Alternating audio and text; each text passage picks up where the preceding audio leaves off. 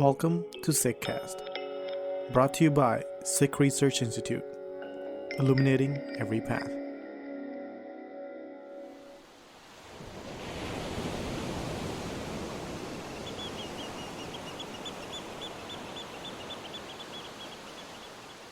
Whatever will be, will be. I have been thinking a lot during this time we are all experiencing in varied ways. A time that has taken our privilege and our inequalities and the ways in which the world is full of pain and pushed them right up against our noses.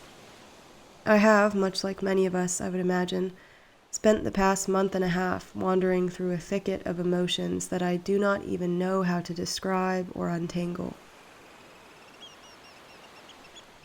I've been trying to separate out my thoughts and my feelings and neatly pin them to the examining table, dissect them under a microscope in a desperate attempt to deal with just one at a time, with no luck. I've been unable to pull a single coherent thought from my brain, and yet it is full of them. They swirl around in there at night, a tornado of somethings, of worries, of anxieties, of to-dos and checklists, but they move too fast to see as anything other than a big, horrific blur, decimating any hope or possibility of a good night's sleep. And I have been frustrated, I think, with the constant vague statements of, "it will be okay." Or, even worse, the virtue-signaling pats on the head that can be summed up by, "just stay in Chardi Kala," commonly defined and understood as everlasting optimism. I am tired of people jumping to the conclusion of a Sabad, infinite wisdom, and not allowing for the journey to take place. And I thought about what Sabad I could turn to reassure myself, to give me what I needed in this time of such uncertainty. It is a Sabad I keep coming back to. In fact, it is the Sabad I wrote about in my last blog post on grief. And I think the reason I have come back to it now is that I think we are collectively experiencing this odd sort of grief. Sometimes it is a faraway uneasiness. Sometimes it is very close and very suffocating. Sometimes I forget I feel it at all. Sometimes I go through a day and I'm relatively okay. Other times I cannot sleep or stay asleep. I'm full of anxiety and uneasiness, full of dread. There is a lot of grief happening all of the time these days for all of us. It is this thick coating that spreads all over everything, even the small, sweet moments we might still be having.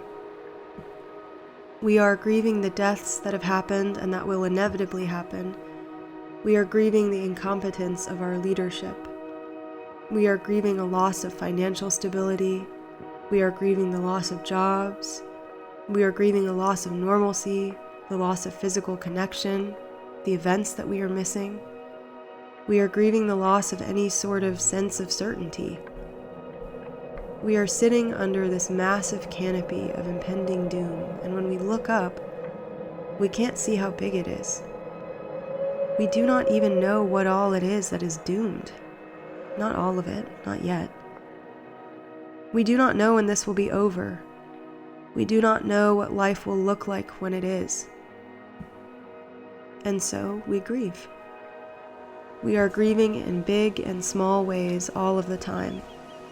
And so I thought I would return to the Sabad that has helped me through grieving, albeit a different kind of grieving than what I feel now, and I thought I would walk with it.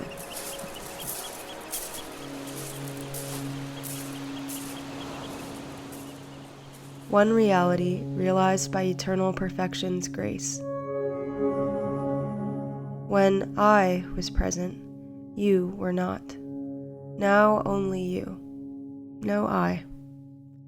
Like strong winds raise ocean waves, only water is within water. O master illusionist, Madho, what can I say this doubt is like? It is not like what we think. reflect. A ruler, sleeping on the throne, dreams becoming a beggar. Kingdom intact, believes lost, suffers pain. Such is our state. Like rope and snake parables, now some mystery is understood. Like forgetting seeing numerous bracelets, gold is separated. Now I cannot utter utterance of separation. One owner is in all, among many, enjoying in all hearts. Ravidas says, Master illusionist is nearer than hands. Whatever transpires, transpires naturally.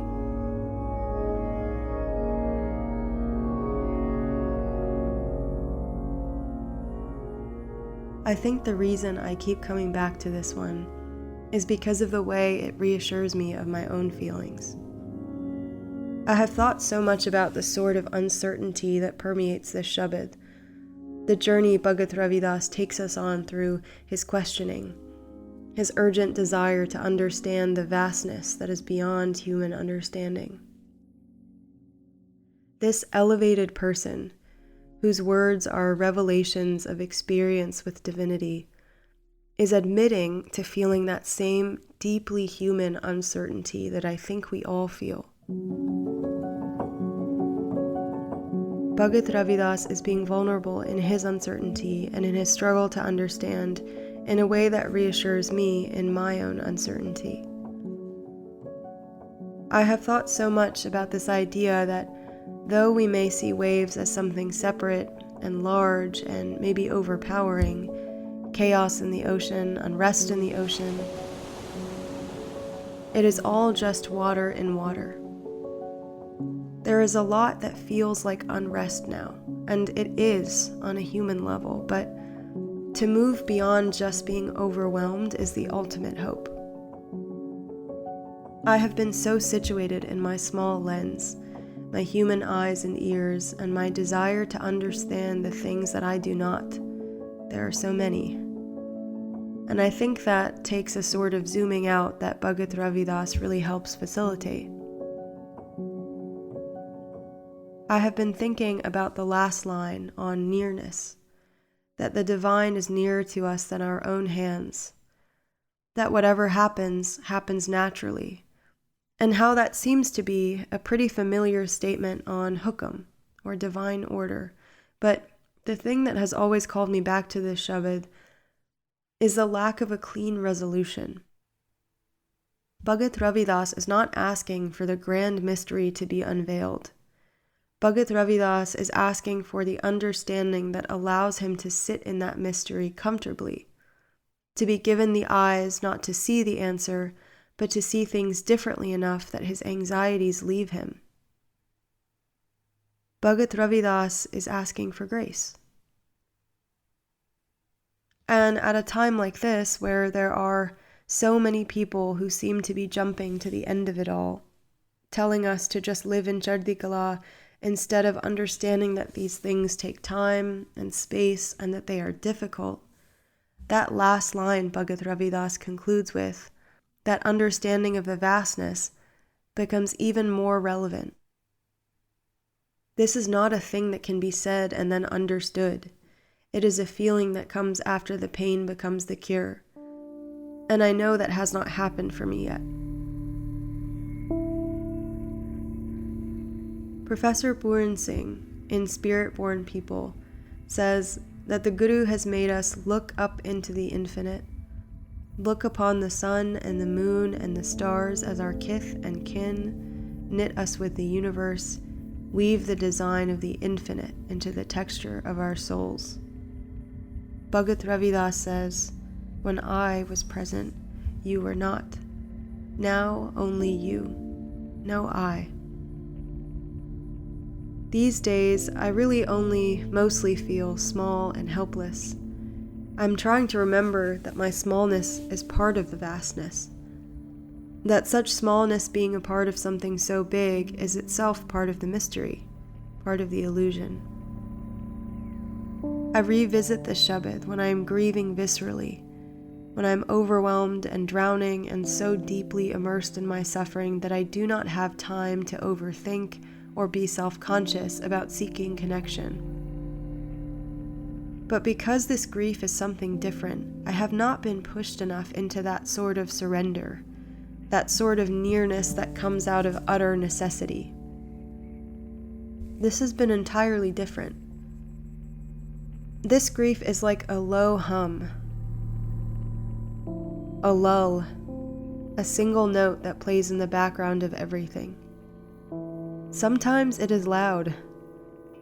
Sometimes it has been droning on so long, the sound fades into almost nothing, and I forget it is even there. This grief sometimes means that I do not even know what I am grieving, at least not the whole picture of it. It is like I am zoomed in on one thing that I am missing and grieving, and then I slowly pan over to something else that was not in the picture before.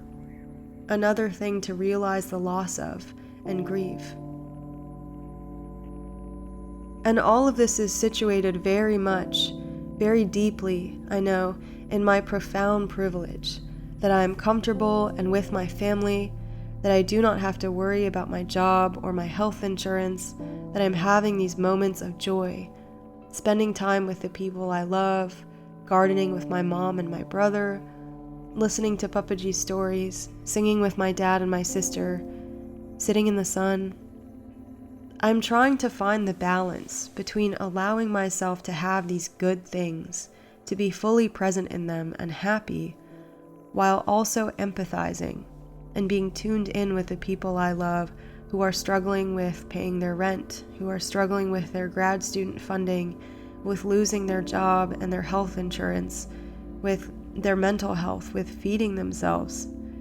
I cannot and will not allow myself to not think of the people every day who are without a home, who are without safety, who have been failed by the people in power who are meant to be serving them. I cannot allow myself not to pay attention to the reality that those who have the most power and the most money have shown such devastating disregard for the lives of the poorest and the most vulnerable. I don't think any of us can if we are really trying to honor oneness. But that means we have to learn how to balance the grand illusion Bhagat Ravidas talks about. That means we must embrace the vastness, in awe of all of it, the good and the bad, and that is hard to do. It is hard to do all the time, but it is especially hard now. So I thought I would look to Professor Puran Singh for guidance on how to move through all of the things vastness brings to us, how to be patient with myself as I learn to ride out each positive and negative emotion, how to take in the pain of the collective and not feel full of doom and despair, how to maybe make those stitches he talks about a little bit stronger, fasten myself to the vastness a little tighter. I turned to spirit-born people, and here's what resonated with me. Professor Puran Singh says that remembrance has an infinite pang which nestles within itself. That this pang is a pang of love and separation, rooted in a justice, not of revenge, but of forgiveness. He says that this can look like self-sacrifice in times of peace and war, like doing without knowing, like serving just because it is in one's nature. He says it can look like a political revolution against tyranny. He says that the bliss of the disciple is restless with the human pain which moved the Buddha to compassion, that the pang of love and separation is this lifelong sort of pure and noble sadness, this beautiful sorrow. He says that those disciples who move through the world in beautiful sorrow feel deeply and honor their feelings. They move with the waves of each one. They soak up all the pain all around them, and they let that churn within them. And it transforms them into these revolutionarily compassionate beings. and he says that their compassion moves them to action. So then how do I get to this place where the wounds of all of this being human result in something other than an overwhelming sense of dread? Professor Pooran Singh has some guidance on that too. He says that Guru Nanak Sahib calls us to this kind of open compassion that requires us to be so vulnerable it scares us, to let everything in and to allow ourselves to be wounded. And he says that when we have those wounds, those deep wounds of life, Simran, or remembrance, is like a fiber that stitches those wounds together and anchors itself into the soil of our subconscious. And he says that these fibers grow. He says that our wounds and feelings are nourished under the deep and mysterious shades of Simran. And that with enough time, where those fibers once were, a tree of life grows. I do not know how to grow a tree yet, but I want to. And so I've been exploring these principles of Naam and Simran, identification and remembrance, thinking back to the 5-year-old version of me who thought the whole thing was kind of silly and boring. And I think that same childish part of me, this kid who does not want to ask for help, who does not want to admit that she needs an anchor right now, who does not want to admit that these things help her, still sort of scoffs at the idea. But I have been listening to Jap Sahib, and it has pulled me from the depths of my anxiety with a firm grip every time. Maybe it is the salutation to the virtues of the infinite that has helped me pull the vastness close to my little heart. I've been exploring Naam and Simran and watching what Professor Pooran Singh describes as life crystallizing into delightful shapes of beauty. I have seen these small miracles. The vines clinging to the tree, the bluebird at my window, the hawk that sits in the tree in our yard, the blooming of our baby dogwoods. I see these miracles in the moments I spend with the people I love, in the deep exhale of a long day culminating in all of us together on the couch, in the immense daily, or hourly, to be honest, gratitude that we are all together, that the people I love are safe. Professor Pooran Singh calls these things the tendencies of Simran. I would call them the monuments of Simran. And it is this sort of stitching of myself to the vastness, of my wounds together with the fibers of Simran, that allows me to feel my feelings, yes, and churn them within me so that every day I become a more compassionate, tiny part of this oneness. People keep saying that this is a universal thing that we are all walking through together, and in a way, that is true.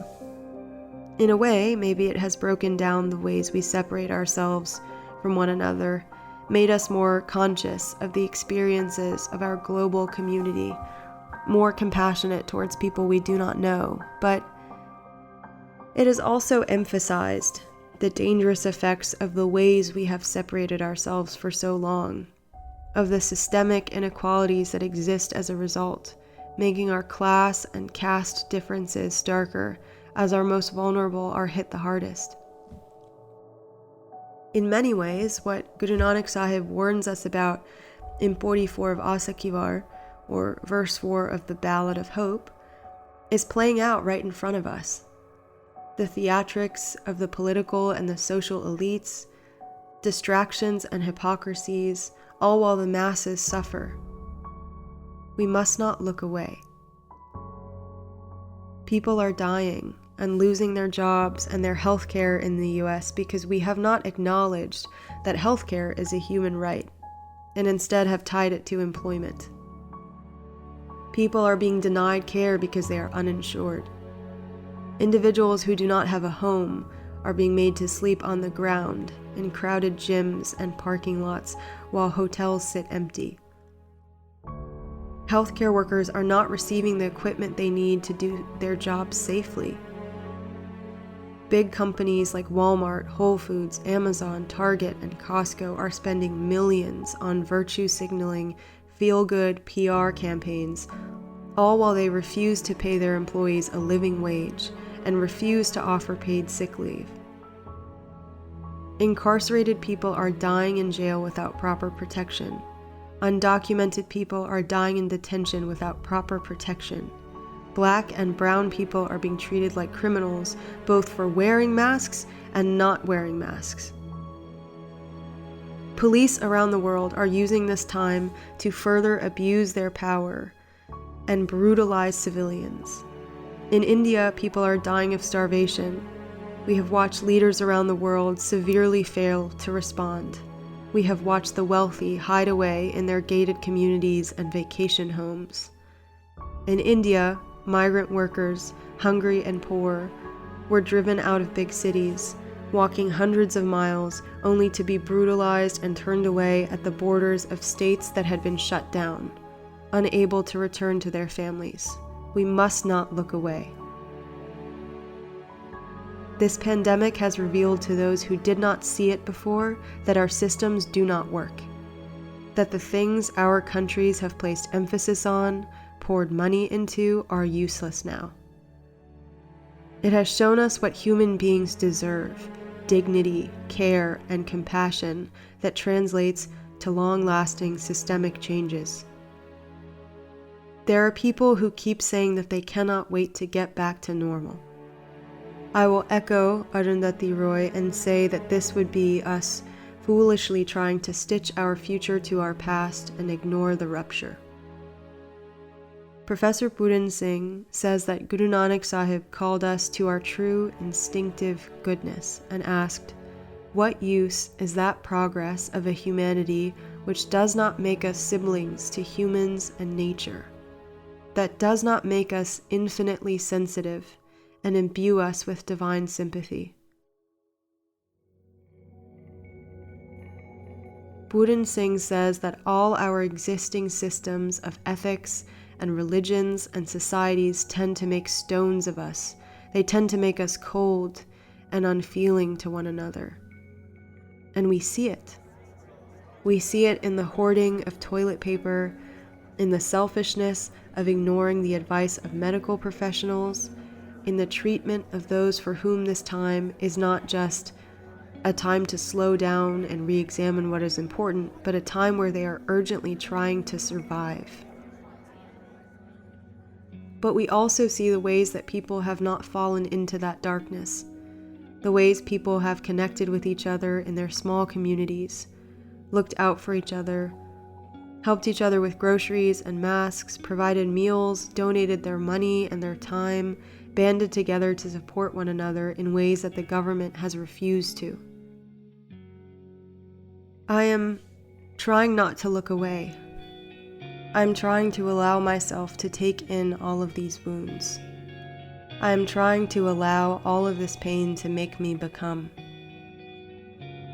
I'm going to churn it within me until I transform into a revolutionarily compassionate part of this oneness, until my compassion spills out into action.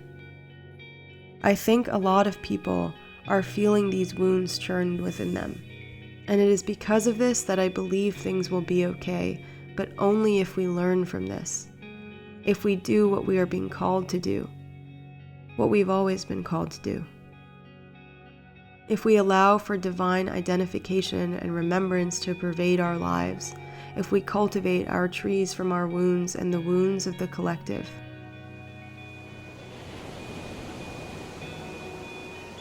Arundhati Roy called this time a portal that we can step through into a newly imagined future if we so choose, either dragging our dead ideas behind us, our broken systems and our fallen myths, or starting anew, building a newly imagined future resting on the foundations of fundamental changes to our systems and ideas. And so I will keep churning, and I will try to grow my tree, and I will remember that we must fight for each other and the world to come, the world we imagine on the other side of this big thing we are walking through together.